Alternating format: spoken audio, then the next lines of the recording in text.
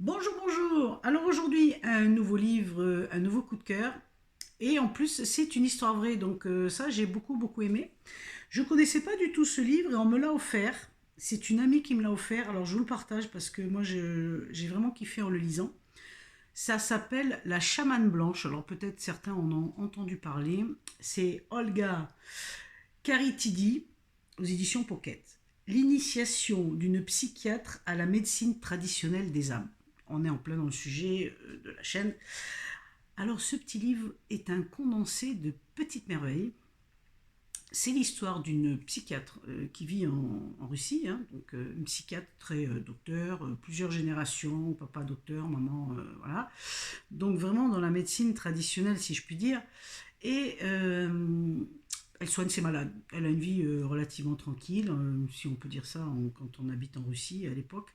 Elle soigne ses malades et puis elle a son petit train de vie, etc. Jusqu'à un moment où, dans son hôpital, arrive une amie lui demande de prendre en consultation quelqu'un. Alors c'est pas vraiment la coutume parce qu'il faut qu'il soit vraiment qu'il vienne en consultation. S'il rentre à l'hôpital, etc. Elle dit écoute, vois-le quand même en consultation parce que c'est important, c'est un ami.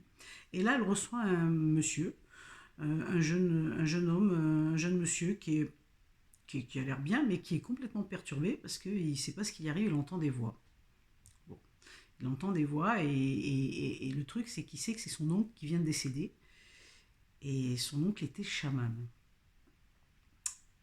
Et là, il lui raconte ce qu'il vit. Elle écoute. Olga l'écoute. La psychiatre l'écoute. Et puis à un moment donné, bon, elle le croit plus ou moins, et en tout cas. Et avant de partir, avant la consultation, il la regarde droit dans les yeux et il lui dit qu'elle va vivre quelque chose et qu'il ne faut pas qu'elle ait peur, que c'est pas grave. Alors elle est intriguée.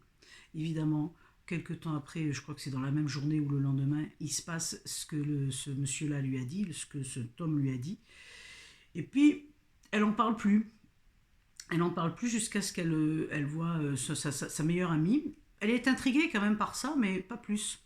Jusqu'à ce qu'elle voit sa meilleure amie qui lui dit, qui elle avait une problématique de santé, on n'arrivait pas à la soigner et on voulait lui faire passer des examens complémentaires, etc., etc. Elle en avait un peu marre et elle lui dit écoute, tu te souviens de ce jeune homme que je t'ai amené? Elle dit oui. Elle dit bah, je vais aller le rencontrer chez lui puisqu'il a quitté son travail et maintenant il est installé dans un petit village de Sibérie.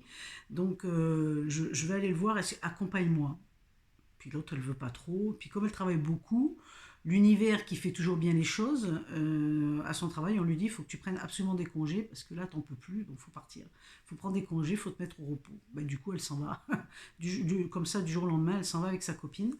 Et elles arrivent dans ce petit village de Sibérie, et là, l'aventure commence. Il va y avoir des révélations, il va y avoir des choses qu'elle va vivre, complètement dingues. Alors, c'est un livre qui a été, aujourd'hui on parle beaucoup de chamanisme, mais il faut remettre ça dans le contexte parce que c'est un livre qui a été écrit il y a quelques années en arrière, vraiment quelques années en arrière. J'ai pas la date exacte, mais il est relativement vieux et il est complètement d'actualité par rapport à ce qu'on peut découvrir ici au niveau du chamanisme. Ce qui est intéressant, c'est qu'elle va vivre des choses et elle va comprendre des choses. Et, et en fait, le plus intéressant dans tout ça, je trouve, c'est qu'aujourd'hui, l'auteur vit aux États-Unis et continue à être psychiatre, mais elle a inséré cette part, elle essaie au maximum d'insérer cette part chamanisme euh, dans la psychiatrie pour guérir ses malades. Voilà, donc ça, je trouve ça juste génial qu'on puisse le faire. Et ben, écoutez son histoire, si vous avez le cœur, allez découvrir son histoire parce que c'est vraiment passionnant, comment elle vit ça, comment elle découvre des choses et il faut se remettre dans le contexte. C'est non, mais c'est très prenant. Ça se passe en Sibérie, c'est quand même un peu l'origine du chamanisme, même si on parle de Mongolie. Donc c'est un peu voyagé, mais superbe. Petit livre, vous voyez, il n'est pas presse pocket, hein, il n'est pas très épais, mais hyper passionnant, hyper prenant.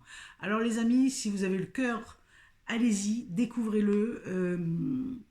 Vous verrez, vous allez vous régaler.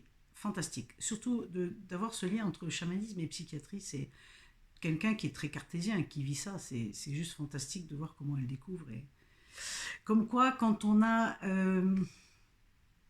chemin est tracé pour nous, veut pas, on y arrive à un moment donné. Il faut juste être à l'écoute.